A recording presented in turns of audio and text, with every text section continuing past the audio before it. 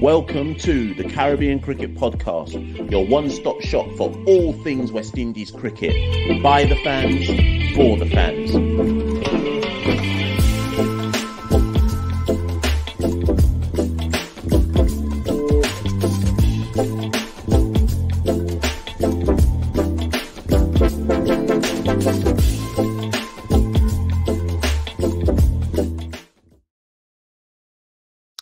Yes, ladies and gentlemen, welcome back to another quick, short edition of the Caribbean Cricket Podcast. My name is Machel, St. Patrick Hewitt, one half of the Caribbean Cricket Podcast. And of course, at the time of recording, I'm recording this one day after the culmination of the West Indies men's senior test tour of England, ending in a 3-0 defeat. But as you can see from the named title below, this isn't about the men's senior side. This isn't about the test tour. We'll have more content come in later in the week about that particular test tour, and of course looking ahead to the South Africa test series, which starts next week. But last week some news broke, and we just haven't had, in between all the traveling and media coverage that we've done of the test series, just couldn't find time to address the breaking news that came last week, that Deandra Dottin has announced her comeback, has announced that she is no longer in international retirement and will be returning to the women's senior side, which is obviously very important given that there is a T20 World Cup in a couple of months taking place in Bangladesh. I'll just read the full statement for those of you who maybe have been hiding under a rock or missed the news or whatever it might be. In a heartfelt letter to Cricket West Indies, Dottin expressed her enthusiasm to return to the game, stating, "Representing West Indies in international cricket has always been a matter of great pride and passion for me.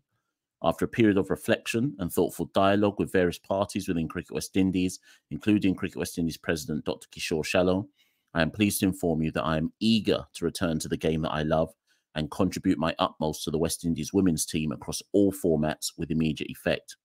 She continued, "I'm confident that my experience, maturity and skills will add value to the team as it has done in the past, and I'm prepared to furnish my best efforts in every match and training session to ensure the team's winning trajectory in international cricket. Moreover, I'm enthusiastic about mentoring younger players and contributing to the overall development of women's cricket in our region." Cricket West Indies Director of Cricket, Miles Bascom, welcomed Dottin's return, acknowledging her talent and potential impact on the team. Deandra is a player of immense ability and experience. We are pleased with her decision to return to international cricket and be eligible for selection. There is no doubt that she could add significant value to the West Indies women's team. Now, the West Indies women will have a camp in August, so next month or this month, pretty much at the time of recording. And of course, there will be the women's CPL coming up at the end of August, going into September as well. And then, as I aforementioned, the T20 World Cup begins on October the 2nd in Bangladesh. Now, let's not get this twisted.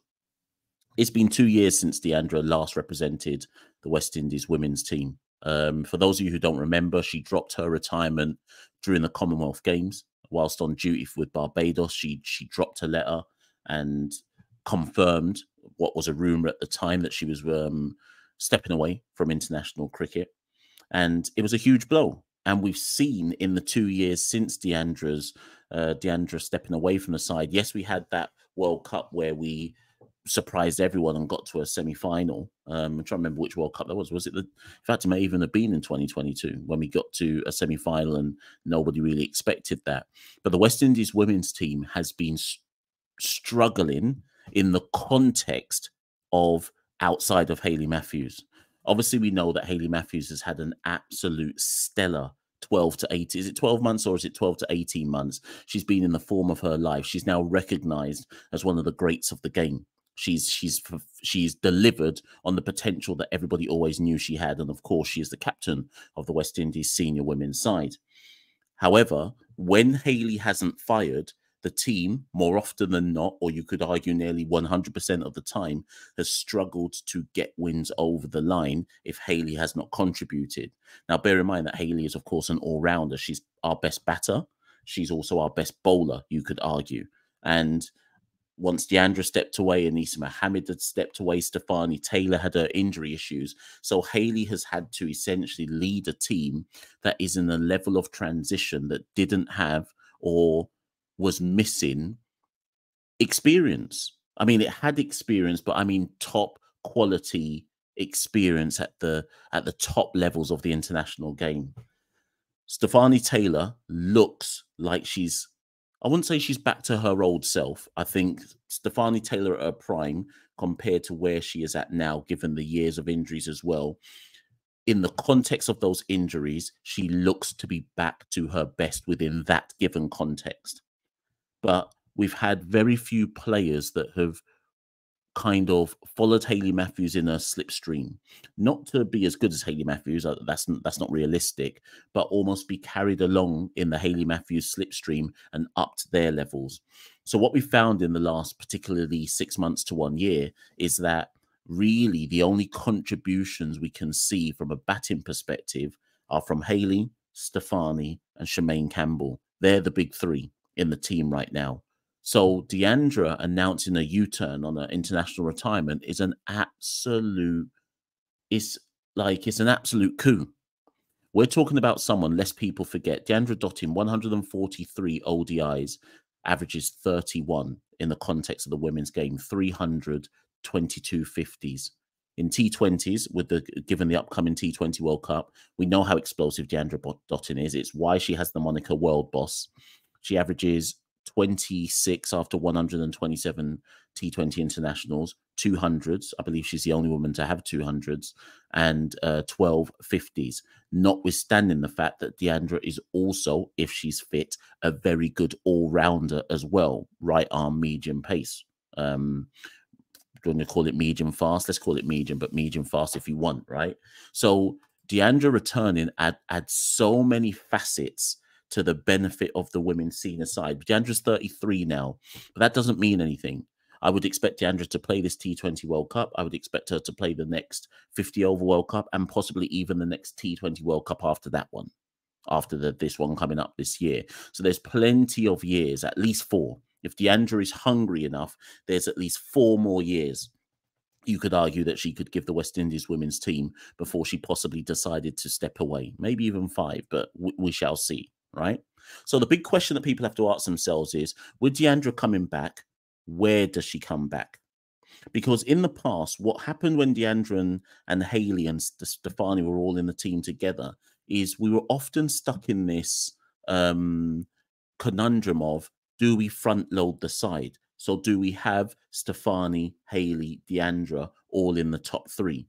At the moment, if you go back to the most recent games that the West Indies women's team played, which was the T20 series against Sri Lanka, which we won, we were top loading the side. Hayley Matthews was opening with Stefani Taylor and Shemaine Campbell was coming at number 3. And then everybody else after those 3 was pretty much hit or miss. We didn't really know if the team was going to get over the line because you were expecting probably Stefani or Hayley to really get off and then Shemaine Campbell hopefully to help at the back end to help get the team over the line if needed. If you now add Deandra to that, and I think what they will do is I think they will top load the side and put the best 4 batters in the top 4 positions. It's a risky strategy because if you end up in a match where wickets fall cheaply at the top for between Stefani, Hayley, Deandra and Shemaine, then the game's pretty much done. But that's already the situation we're in anyways, if you see what I mean. If Hayley Matthews goes, Stefani Taylor goes, Shemaine Campbell goes, the game is done because we only realistically have 3 batters, and some will even take umbrage with me putting Shemaine Campbell in that bracket. But I think we can argue that Shemaine Campbell has improved her output in the last 6 months or so. Not to, I wouldn't call it good levels, but she has improved. And she's now making more reasonable, consistent, that's the key word, consistent contributions to the side, right? So when Deandra comes in, I think you top load the side. I think you put your best 4 batters in the top 4 positions and go for a strategy. I'm not the head coach. Shane will decide what the strategy is, but you go for a strategy of, we will overpower you from the jump. You've got to get through Stefani, you've got to get through Haley, you've got to get through Deandra, and then you've got to get through Shemaine Campbell. And if you do, kudos to the opposition, you're likely to go and win. But if you don't, one of those certainly, one of the two, Haley and Deandra, and then with support from Stefani and Shemaine, will possibly get the West Indies women's team over the line. So it's a huge boost. Going into the World Cup, and let's remind ourselves, the World Cup group that we've been put in is hard. We've got who have we got again? We've got England,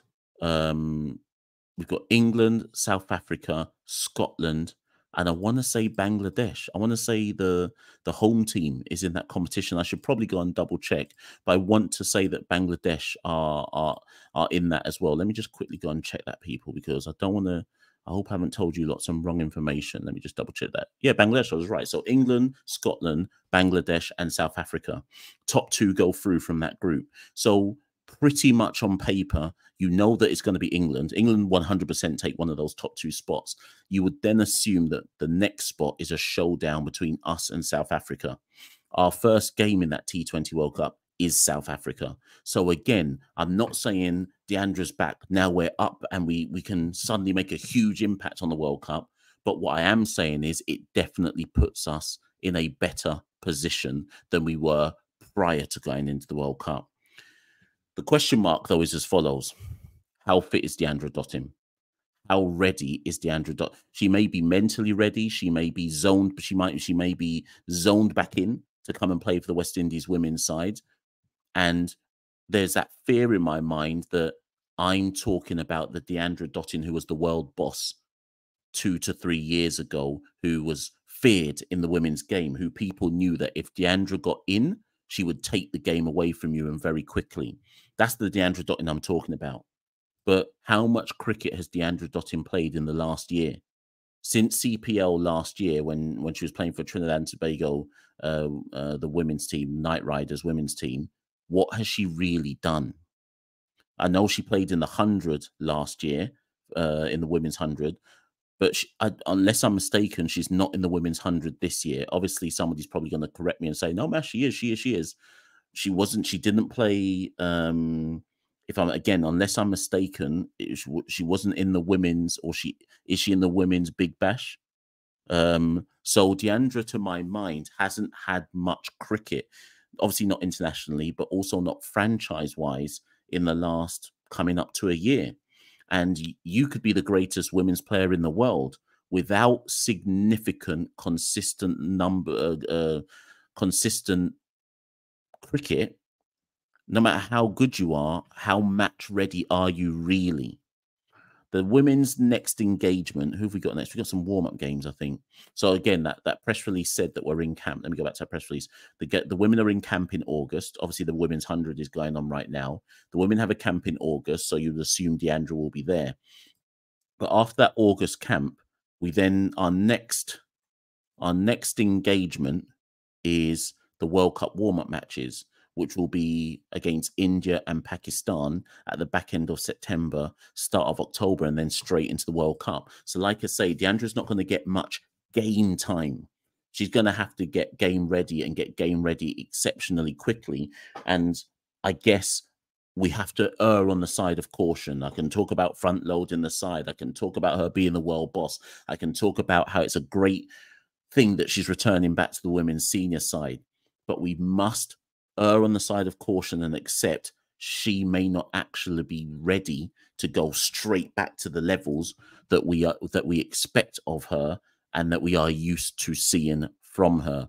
Obviously, she will have the women's CPL. So before that, those warm-up games of the World Cup, there will be CPL in late August, early September. So people, West Indies fans who follow the women's game and who are invested in what the women's senior team does, I would suggest that in this women's CPL, you have a keen look at how well or what type of nick Deandra Dottin is in.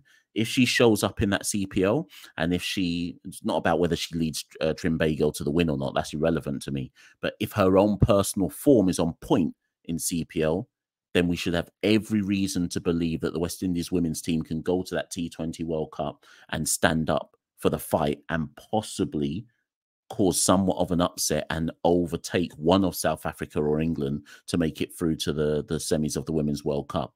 But we shall see. Listen, people, little quick video there.